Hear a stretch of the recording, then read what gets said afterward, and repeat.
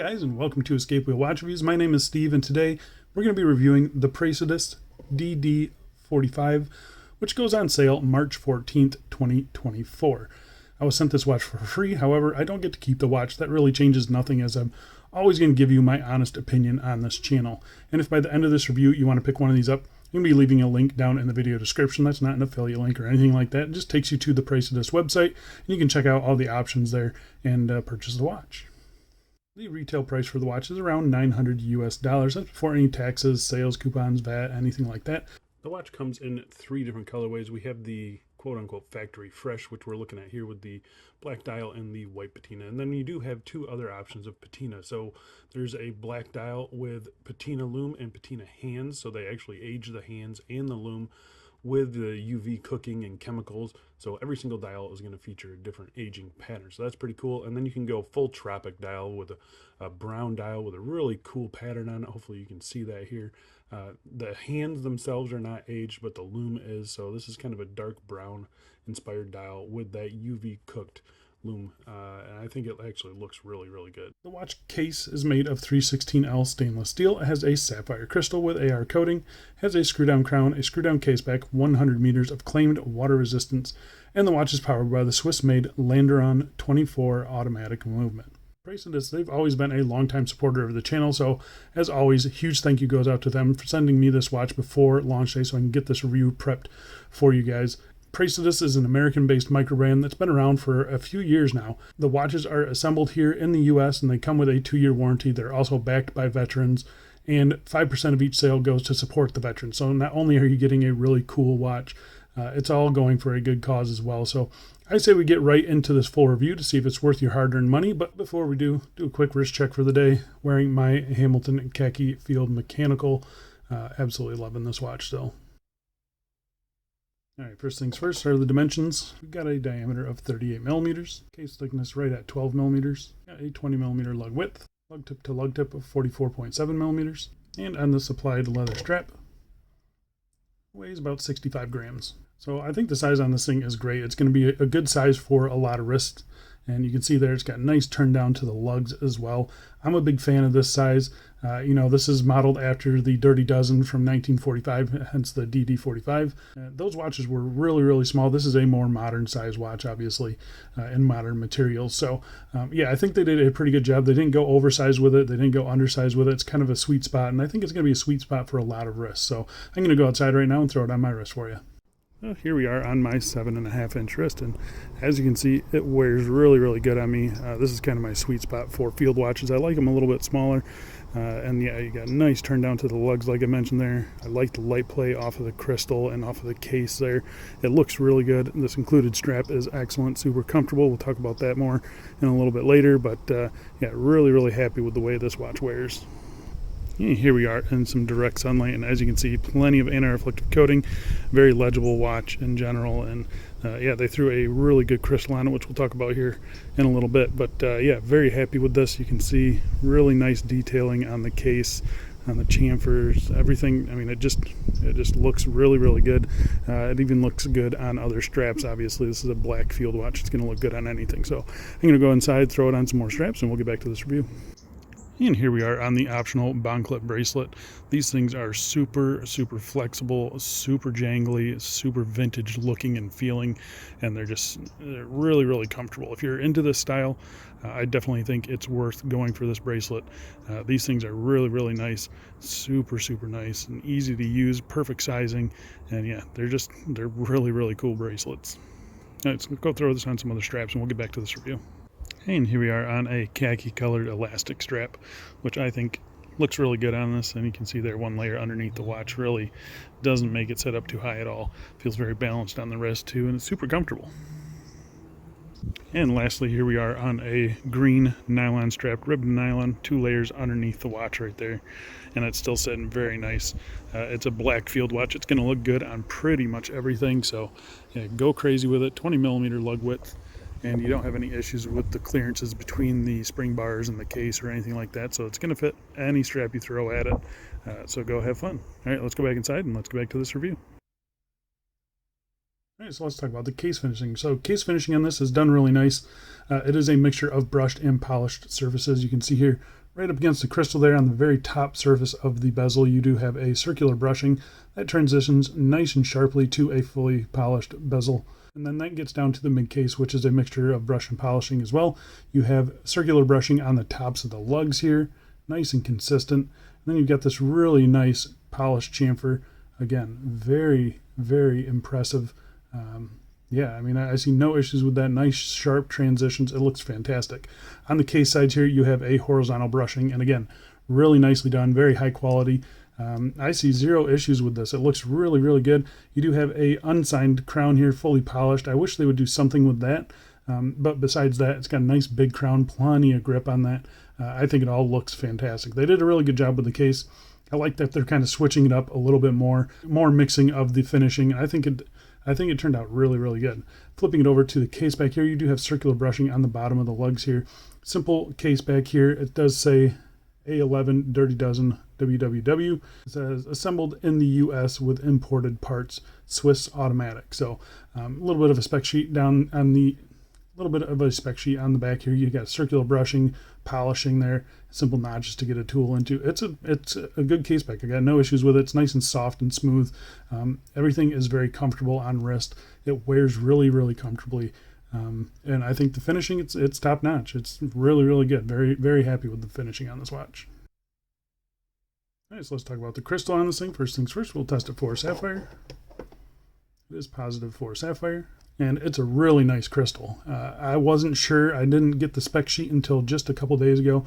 And so, yeah, I wasn't really sure what material this was. I was hoping that it was sapphire, and it is. But, I mean, it's good enough where I thought that it was possibly acrylic. I know they've done acrylic with anti-reflective coating in the past. I was also thinking that it's pretty nice, pretty clear, and it kind of distorts like a mineral crystal as well. So, you know, it's a good crystal. That's all I'm saying. It's a very good crystal. Usually sapphire needs a lot of AR coating to be even on the same level as a mineral crystal as far as reflectiveness goes. And this is there. So they did a very good job with it. There's a slight blue tint to it, but it's very subtle. It doesn't bother me at all. It's a really good crystal, and you can see there, I mean, just plenty of distortion. It looks fantastic. Really, really happy with that. I mean, it sits up pretty good, you can see. So I'd say probably 1.5 millimeters, maybe 2 millimeters of that 12 millimeters is the crystal there. I mean, it just looks excellent. Really, really happy with the crystal on this one, guys. All right, let's get real close. We can talk about the dial on this thing. And the dial is really, really nice. You have a very subtle texture to it.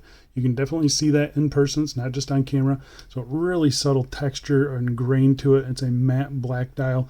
And it is a pretty deep black. You can see it does kind of look a little grayish, but you can definitely tell that it is black. So yeah, really happy with that. You've got your railroad minute track printed around the outside. Simple loom plots around the outside. You kind of have your cock and balls there at the 12 o'clock position. Simple dots everywhere else. And then you got your little batons there at the 3 and the 9 o'clock. Everything is done really good. These are kind of puffy loom. Hopefully you saw that in the intro there, but those loom plots, they are pretty puffy there, and they look really good. You got your big Arabic numerals there printed around the inside track there. Praesidus logo, which is printed as well. Everything on this dial is printed, and it's nicely done. Really nice and crisp. You can see here you have your sunken subdial for the sub-seconds there. Really, really happy with that. Nice minute track printed there. The second hand there, you can actually tell, maybe you can, hopefully, that it is loomed, which is a nice little touch. Unnecessary, but a nice little touch. All the hands on this thing are fully brushed, which is pretty cool. If you're a fan of my channel, you know that I love legibility. If these were polished hands, they wouldn't be as legible as these ones are. These are fully brushed hands, and they are always legible. It's a really easy watch to read. Nice, big, bold hands. Perfect length, in my opinion. Yeah, it's a good dial setup.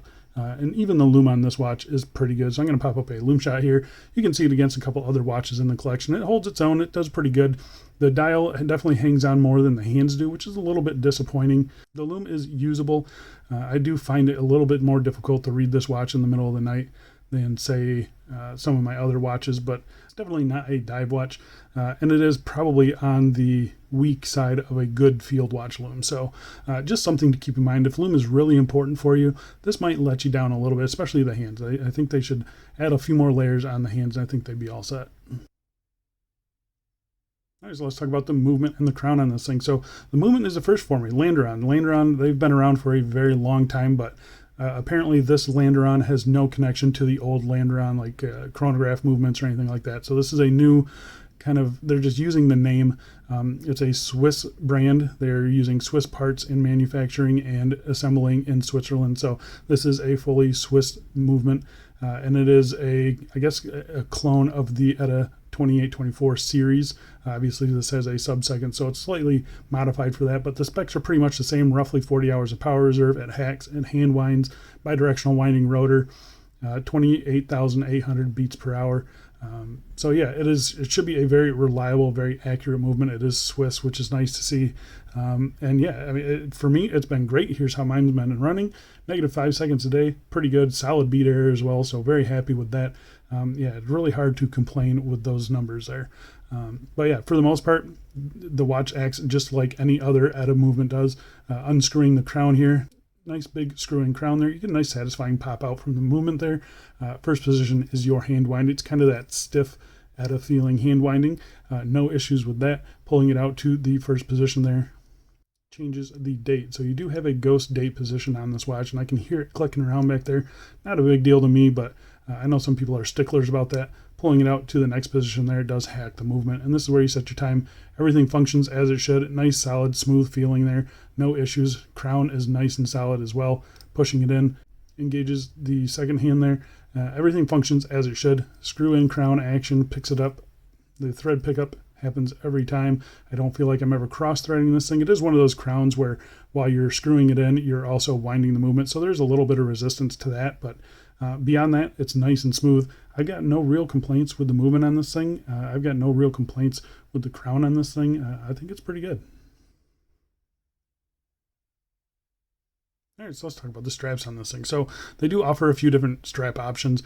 Obviously a leather strap here, which is nice. We'll talk about that in a second. But then they also do offer the bond clip bracelet. This one has actually come apart on me just now, but you know, it's not broken. I'm not saying it's broken, but I also am not going to put it on. But you can see just how flexible it is there. These things are super lightweight, super comfortable. I think they look cool. It's not really for me, but people who do like these bracelets, these things are awesome. They're so comfortable, and they're pretty much infinitely adjustable. So you're going to get a good fit on this thing. They do come with quick release spring bars, which is nice. And then it does have a signed buckle here as well. So the overall package with the bond clip looks really good. If you're into that style, I say go for it. Those things are awesome. I'm going to set that aside here for a second, and we will talk about the leather strap. So the leather strap, I think for the most part, is very good. There's one thing that I don't like about it, and we'll get to that in just a second. But I really do like the color of it. I like the finishing of it. It's kind of got a little bit of a sheen to it, but not super glossy and not super matte either. Really good in my opinion. A good thickness as well. Quick release spring bars, as you can see there. It's 20 millimeters, and it tapers down to 16 millimeters at the buckle here. Yeah, really nice stitching as well. Very happy with it. One floating keeper, one stationary keeper, which is sewn in there nicely. Very minimal stitching down here at the buckle, but a nice buckle with a mixture of brushed and polished surfaces. You do have the Praesidus logo there as well. It's a good buckle. The big issue that I have with this strap is that it's so long. I have 7.5 inch wrists, which are, you know, on the larger side, and I'm on this third hole here.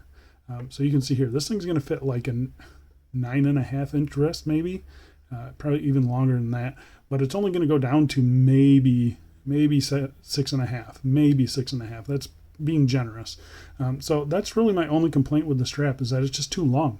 The material is good. It feels good. It's comfortable. I've had plenty of straps from Praesidus in the past. They're really nice. They're branded there. It says Italian leather there. They're really good straps, but they've always been a little bit long. That's my only complaint with it. They really should shorten this up a little bit. Yeah, it's just a really long strap. That's my only real complaint with it. Other than that, though, they give you plenty of options, plenty of colors to choose from, and they're all really good straps. So there you go, guys. That is the Praesidus DD45 Dirty Dozen 1945 homage. Really a beautiful dial, a beautiful case as well. This case is Definitely not like the one from 1945. Obviously has been upgraded stainless steel with these beautiful polished chamfers and beautiful polished bezel. The crystal on this thing is fantastic. Really, seriously, one of the best sapphire crystals that I've come across.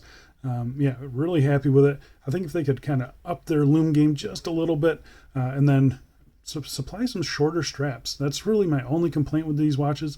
The movement is excellent. Swiss made movement, feels good. Yeah, it's been running accurately. But yeah, this is a really nice watch, $900 US. US company, again, like I said, and they've been great to me. So go show them some love. Go visit their site. Check out some of their other watches. They do have plenty of other watches that are more affordable as well. They have a really cool 34 millimeter kind of khaki field homage, which while being a little too small for me, looks fantastic, and it's priced right as well. So check out those watches. Check out this one. Just go down, check out the site. Great guys, great company. I think that's it for me. Thanks a lot for watching, and I'll see you in the next one. See ya.